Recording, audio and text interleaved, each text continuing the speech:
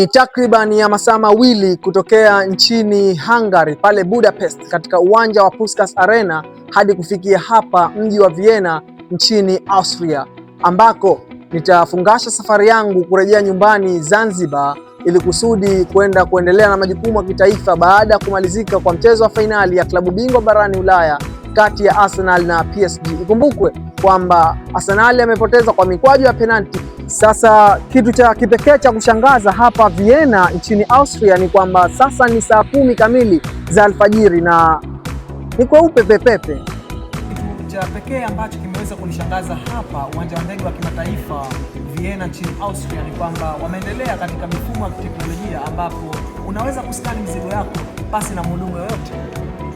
Je, unahisi mifumo hii ya kiteknolojia inaweza kutumika pale katika viwanja vya kimataifa vya Sheikh Abeid Amani Karume Zanzibar? Dondosha komenti yako katika uwanja wa comment section.